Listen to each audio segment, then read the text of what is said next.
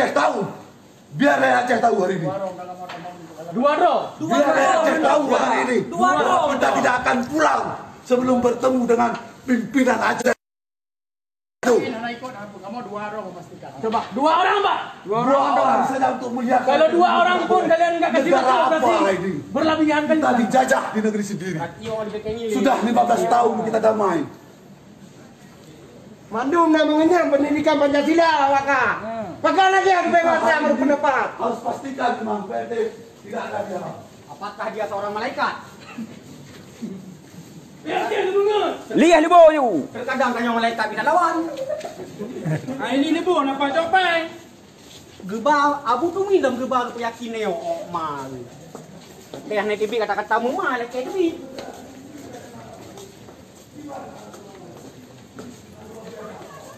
Pilih dong kau kuih yang tu.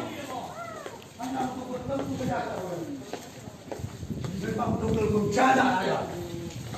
Bencana. Triliunan pen tak betul pen rakyat. Betul.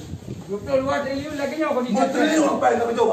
Dia terlalu pen kampung. Pemimpin kaki. Empat petani, dia terlalu kampung. Ini kan dia nak korban konflik terbengkalai. Tapi triliun pen. Motor mewah ada miliar. InsyaAllah nyawa rebela. Oh, Raja ka. Oh, Raja ka. Si me Raja ka nama-nama. Mudah-mudahan utai rundra nu memang dikhianati leo. Si kupau atau benar juga. Baik tak teman-teman dia. Nyawa rebela kamu ngepangkat ni. Baik tak teman-teman dia. Hanya untuk melihat saya. Naruh penyakin ni, mereka yang tutup lewat kah? Hana orang. Kita tidak akan pulang sebelum melihat apakah PRT ada dalam tidak. Lama.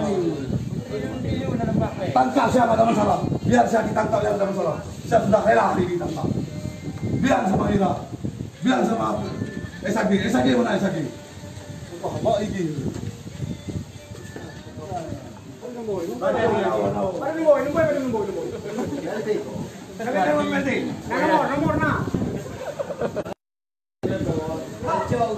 Nomor disembunyi. Bapak. Jakarta.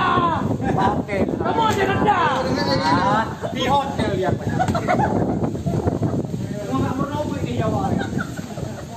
Tengok yo ke pemimpin Jakarta dong BW Wacele. Wacele pilih kita lupa nama aku tuin juga tak yakin yo. Pemimpinnya tanya prai cuba lagi yo. Oh, dikebun kah? Halo, halo. Ada terus dia.